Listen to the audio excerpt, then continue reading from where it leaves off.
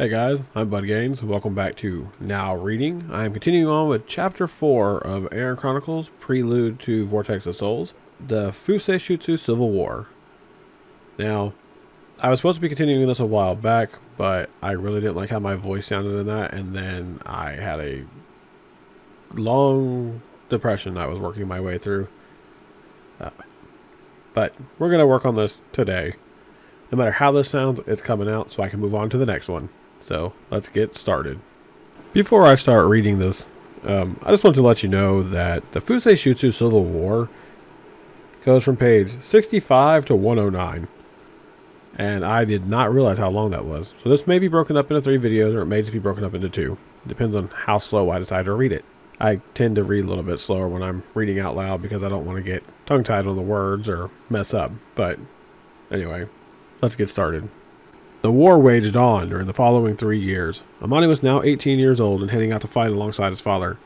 Training had not been kind to him during the time, and he now possessed several scars on his body and on his hands. He pushed himself further than he would have managed before due to nightmares of his future. Older and more trained now, he was ready to take on the world and prove to himself that he was skilled enough to fight alongside his father. He left home several months before to live among the wilderness to learn to hunt and take care of himself. Toshiro had also gotten 3 years of training. During that time of the war, he had gotten taller, stronger, and more lethal with his blade, still using the sword his father had given him, which belonged to his ancestor Aurora. The icy blade fit well with his new appearance. The light pale color of his skin with a small amount of cold radiating from it. His frost-colored eyes are more narrow, and his hair longer but pulled back. The morning had come on this new day as Toshiro made it down to the training ground carrying his blade in hand. They were no longer training with normal wooden swords, but as fully realized swordsmen, they were using sharp, cold, and deadly steel. Before him, his father sat waiting. White and gray hair settling into his hair, and a smile on his face. He held a gift in his hand. Put your sword down. Yes, sir, Toshiro said in a deeper voice. I present you with your very own jacket made in the style of mine. He handed him the package. Toshiro pulled it out of the box and looked it over for a minute. A long black jacket with 2 holsters for his blades built into the back. A lined neck area for protection against decapitations. Thank you, father, Toshiro said calmly. You're welcome, son. This is it for your training with me. You'll still need to keep up your skills, but you've learned almost everything I needed to teach you. When your power awakens, the rest of the way, you'll have to train yourself. I understand, Toshiro stated, and became confused. Almost everything? The cold stare, Toshiro. The one technique you didn't want to learn, and with everything going on, I didn't want to push it on you. He paused momentarily. Do you want to try the jacket on? Toshin asked. Right, I wasn't even thinking about that. I was just thinking about what I can do to get better, though. Toshiro slipped on his jacket and placed his sword into the holster. How's it feel? It's lightweight and comfortable, while feeling very sturdy. Toshiro said as he moved around. I definitely like it, he said with a quick smile. Good. I'm glad it fits you so well. Wear it with pride and take care of it. You'll never know when you might need it. And that goes for your swords as well, Toshin stated. I'll do my best, he nodded. I'm ready to begin sparring for today, Toshiro spoke calmly. One final statement, Toshin replied. You are not allowed to go into the war with Amane. This is not our business to be involved in, and you could cause some repercussions for our clan if you do so. But father, Toshiro yelled, he's my friend. I'm not going to leave him out there on his own. Toshiro, you are forbidden from going. That's the end of this discussion. Do you understand? Toshin stated. Yes, I understand the term forbidden, Toshiro stated sarcastically while aggravated as he walked away. Where are you going? Toshin questioned sternly. I'm going to meet with Amane before he leaves, unless that's forbidden too, Toshin replied, still feeling heat about the exchange with his father. If he's going out to war, I want to make sure he's going to be all right. I want to say goodbye before he goes. Just in case I don't get to see him again. Be safe, Toshiro, Toshin cautioned him. Watch your back. I will, father. He marched back up the stairs with his footsteps thudding on them. Toshiro was still upset that his father had forbidden him from helping his closest friend. He felt like it was unfair and would do anything to help them out, and see them both return home. Toshiro went to the kitchen cabinet and grabbed a jug of wine and put it in the bag. He slipped the sword into his jacket holster and headed out the door. As he walked towards the cave, he ran into a girl with black hair and brown eyes with a pale complexion. She wore a black and silver dress with a silver belt around her waist that held daggers and a pouch full of medicinal herbs. Are you off somewhere, Toshiro? She asked quietly. I'm going to visit Amane in our secret location. Toshiro responded in a calm manner as he tried not to take his frustrations out on her. Can I escort you to the edge of town? She asked while blushing, her face turning noticeably red against her pale skin, fidgeting with her hands as she spoke and looking slightly downward. Toshiro lightly blushed, but it wasn't noticeable on his pale blue skin. Sure, he replied with a more welcoming attitude towards her. Sure! This was the only woman he had any type of connection with, and he didn't know how he felt about her. He viewed her as a friend, but she seemed to view him as more. He just didn't know how to respond to that. There was an emotion within him towards her, but he couldn't recognize what it was. Toshiro, how are you doing in your training? She asked politely. According to Father, I've completed my training, Kitanni. He gave me this jacket and as a commemorative token, as well as for my protection. I do really like your jacket, she said, slipping her arm down through his and holding on to him. She blushed again. Do you have a girlfriend or anything like that? Toshiro blushed as well before answering. I do not, but I've been too busy to think about that. There's a lot on my mind currently, and I don't feel like that'd be helpful in my plans at this stage of my life, he said bluntly, not trying to hurt her feelings, but just telling her how he felt currently. Oh, she sighed, somewhat depressed sounding. I didn't mean it like that, I'm sorry. I just want to focus on helping my friend right now. I know he needs help, Toshiro spoke sternly. I understand, she sighed once again.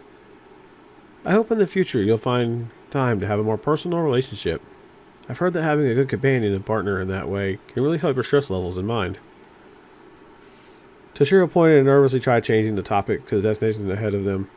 Here's the edge of town, Kitanni. Thanks for keeping me company along the way. He bowed to her and smiled. You're welcome, Toshiro. I enjoyed your company as well. I hope to see you soon. She hugged him quickly and backed away just as quickly. He avoided making a comment about it. She sighed internally to herself. See you later, he responded with a smile. I'm glad I avoided that last bit of that topic. Bye, Toshiro. She waved him off as he began walking off. Come back safely. I will. He waved back to her before turning around to continue his walk. Toshiro continued on his way to the fields, keeping his guard up, with his mind set on the task ahead. As he walked, he thought about the things Kitanni was saying, and while he wasn't sure how he felt about her, he wondered if she could be more to him. While he wasn't sure if he was already for that type of relationship, he knew that someone thought about him romantically, which after all the training and pain he endured definitely made him feel good about himself. Those thoughts kept his mind occupied as he finally arrived at the cave where he would meet Amane. Secretly, the pair of them had been meeting up here during the war using the cave. Their fathers met up and, for training, it was there. Amane hung his armor and sword up for the night, along with a makeshift bow and quiver for hunting at range. Amane was getting ready to set out to join his father and was putting his final pieces of armor on before making the trek.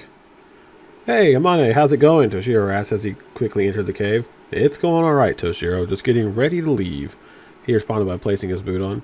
Confused, Toshiro stood before him with an eyebrow raised. Where are you going exactly? To fight? Didn't do all that training just to sit around when I can be helping. Dad trained me for a reason. Going to help him. Amane answered with a joyous and stern tone. Toshiro shook his head from side to side before replying. Yeah, I know that much. Why do you think I'm here? He chuckles to himself. Where, though?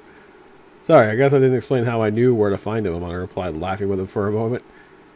Dad sent a letter a while back with directions to their camp. I've got it with me. Well, at least you know where to find him, so you should make good time on your travels. Toshiro held up a bag in his hand. Look what I got, he says while shifting it in his hand. When I looked up at him for the first time. Nice jacket. Reminds me of your father's. Also, what's in the bag? It's a nice jacket. It is a nice jacket, he said with a proud strut and puffed up his chest. The collar is lined with thin metal that it's to help prevent decapitations, apparently. There are 2 slots in the back for 2 blades. Surprisingly, it's pretty comfortable, actually. Toshiro said with a smile on his face. Oh yeah, the bag. It's got some of our famous wine in it. Figured we could share a glass before you left. I know you were planning on leaving, but I didn't expect it to be so soon. Money smiled and chuckled lightly. He was happy to see his friend having a joyous outlook about himself. He nodded his head. Today just felt right, he replied before changing the subject back to the wine. I always heard that the Shigekazu clan wine was some of the best. Smugly speaking, I hope that second blade is back up because right now you have enough issues with one. Oh, that's low. Just for that? No wine for you, Toshiro laughed. I was just joking, Amane laughed with him, since he truly had full faith in Toshiro's skills.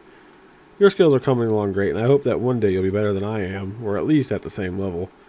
I just happened to get a head start, Amane said sincerely as he stood up from his kneel-down position. his boot fully on and interlocked with the rest of his armor now. Only time will tell, my friend, Toshiro replied. I do wish you the best. I appreciate that and wish the same for you. Amane nodded his head and spoke somberly. Toshiro, I'm going to be honest with you. What's on your mind, Amane? He asked quizzically, confused by the sudden change of demeanor. The tone that he was using had gone from more joyous to quiet in the blink of an eye. Amane sighed deeply before replying. I don't think I'm going to survive the destiny laid out before me. I think my life is going to end in sacrifice, and that I'll be alone when it happens. Feeling relieved from telling someone, he smiled weakly. Just know that whatever happens, you are always my best friend. He stood up and placed his hand on Toshiro's shoulder. I mean that. You are my best friend, no matter what happens. Toshiro was panicked and confused, but looked him in the eyes and put both arms on Amane's shoulders. You will survive this. There's no doubt in my mind, so stop talking like that. I'll definitely survive the war. That's not an issue. The rest of my destiny, though, we'll have to wait and see. Amane pulled him in and hugged him. You can be better than me. Toshiro hugged him back. I'll do my best. For you, my friend. They let each other go and sat down on one of the makeshift chairs in the cave. Toshiro set the wine down on the small wooden table along with 2 cups and poured the wine into it. He slid one over to Amane and picked up his own cup. Enjoy. Amane picked up the cup and took a drink, then had a confused look on his face. Well, that's definitely a taste I wasn't expecting. Not bad. Definitely something to adjust to. He was surprised by the taste of the wine. Toshiro, on the other hand, was drinking like he had been drinking it for a while. Definitely something you have to acquire taste for. And I have acquired it after a couple years, he said, smirking. Now, don't become an alcoholic while I'm away. Wanted to make sure you remember me when the time comes, Amane said, laughing. Of course not. Toshiro became serious quickly. In a few months, I'll join you in your war. I want to be there to help you. Out. That's different pages. You don't have to, Toshiro. I couldn't ask you to fight our battles, and your father wouldn't allow that anyway, Amane retorted. You're right. He actually has forbidden me from joining you in the war. However, it won't be his decision when I'm of age. Going to help you, and I'm not going to be a representative of anything. I'm going as your friend, Toshiro responded. Amane smiled. I really appreciate the sentiment. I'll meet up with you here when you're ready. Just leave me a message on your decision, and I'll pick it up on my next visit. He stood up with his armor fully on and grabbed his sword and put them on his side, followed by his cloak. Lastly, his quiver and his bow were placed around his body. Good luck to you, my friend. I hope your training goes well, and I look forward to seeing you again soon. He reaches his hand out to him. Toshiro nodded. When we meet next time, I'll show you my skills. Be safe and take care of yourself, Amane. He grabbed his hand and shook it. Wait a second. Before I forget. Amane reached into the pouch on the side. Take this with you. It's a red dagger that I found recently. Something about it seems important, but I don't really know why. I'd like you to have it as a sign of friendship and respect. I'll cherish it, Toshiro smiled. Goodbye, Toshiro, Amane said as he began walking out of the cave.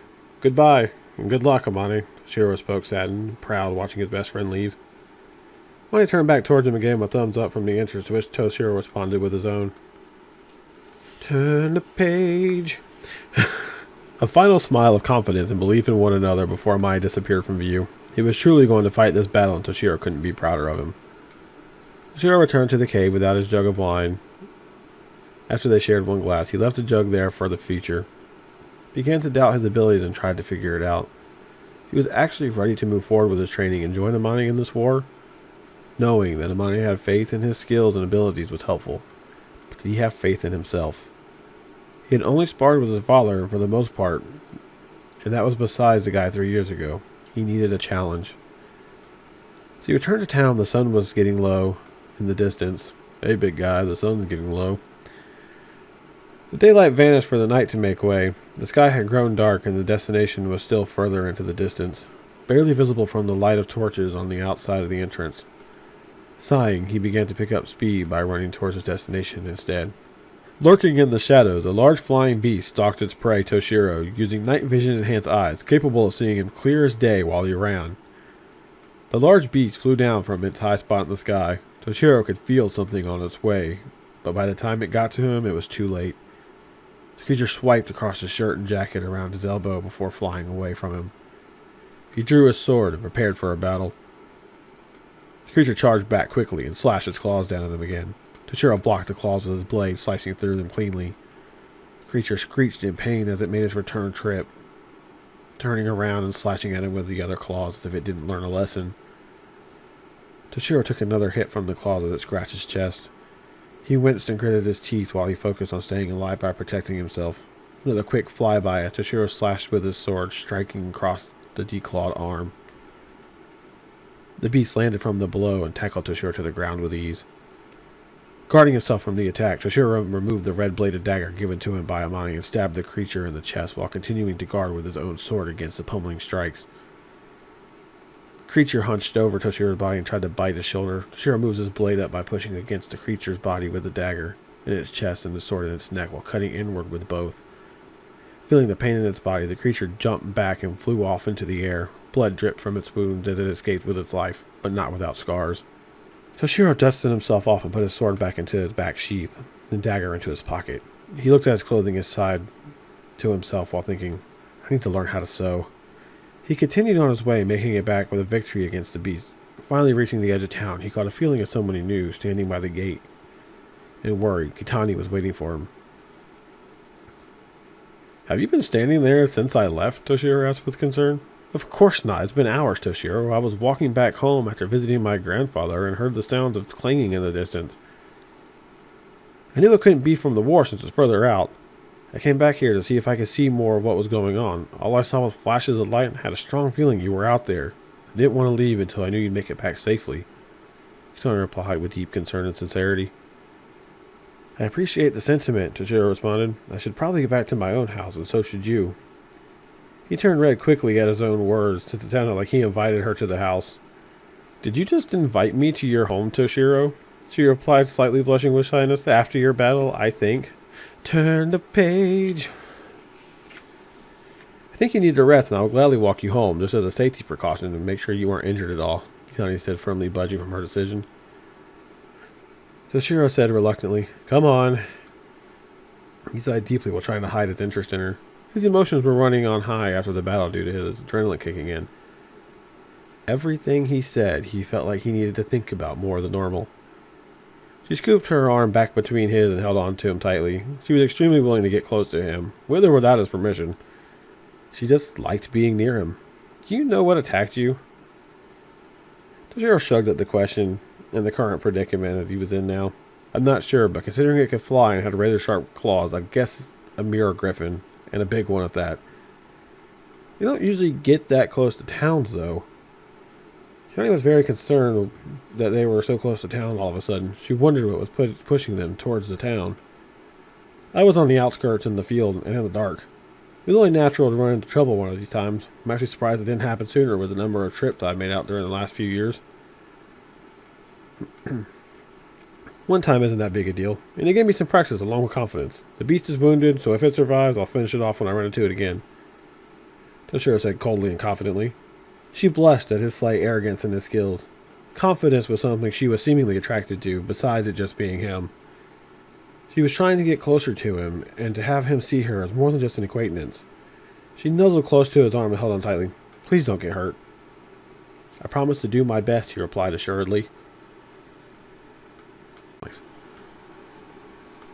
Maybe I should come with you the next time and some of my potions to help you out. Kitanni remarked, trying to be helpful and encouraging while being his support. No, Toshiro hastily shouted. I won't have you risking yourself out there. This is something I need to do for myself. I need to be stronger, and I need to do it without a crutch. Having you out there will only make it so I'm too reliant on your potions instead of my own.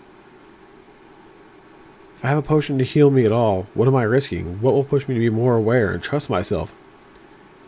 I can't cure death, Toshiro, she added with a harsh tone in her voice. I understand that you need to be able to trust your own abilities. She sighed to herself. I'll let you finish walking home without me, she said quietly as she let go of his arm. Toshiro realized almost immediately that he may have been too hard on her. I'm sorry, Kitanni. I need to do it for myself and live up to my own standards. I need to live up to the hopes of my friend and my family. I have to be able to push my boundaries and not live within them. He grabbed her hand in his. Please, continue walking with me. I would love the company. She smiled at him. I'll continue to accompany you, she added in a playful tone. I'll tell you something I was told today, he said quietly. My friend wants me to be better than him. Who are you talking about? Is it Fujimoto's son? She asked, confused by his statement. Yeah, Toshiro replied. I used to see you guys together a lot minus these last few years. Is everything okay between you? She responded. Of course. We both have just been training a lot. We made a pact secretly to train together when we could. We just finished meeting, and it's him I want to be stronger for. That way, he knows that he has someone he can lean on. I need to be stronger to help look after him because he's going to try to look after the world. I'm sure that he'll need help, and I want to be there to help him, he explained to her with a different kind of confidence, a confidence in Amane and a confidence in his goals presented to him. Toshiro knew that if they worked together, they could accomplish more. I understand you want to be there for your friend, Kitanni smiled at him. We're at your home. That is unfortunate timing, Toshiro said hesitantly with a sigh afterwards. Would you like to come inside for a bit? Kitanni shook her head and sighed alongside him. Yes, but I have to get back to my home. Another time, Toshi. Toshiro blushed at her nickname for him. While it wasn't the first time he had been called that, it felt different coming from her. I definitely understand the whole curfew thing. He paused for a moment while looking at her and waited too long before replying. She looked back at him with a confused look in her eyes and a soft smile. Maybe I'll see you in town? I do live here, so it's probably a big chance that you will. She laughed for a moment before stepping back. See you later. She waved him off and left him at the door without giving him a chance to reply. Her heart beat faster as she took off on her own blushing embarrassment. Toshiro didn't know how to explain these emotions he was feeling towards her. He went inside and shut the door behind him and sat down at the table. He was wondering about the very emotions he was experiencing and asked to talk to her. Could he have been falling for her? And this is where we're going to leave this video at. Page 78 of chapter 4. This went from page 65 to page 78. This is chapter 4, the Fusei Shutsu Civil War. After this, it continues on from 79 to 105, and we'll get to that one next time. So until then, stay tuned, and I'll see you guys in the next episode of this. Turn around.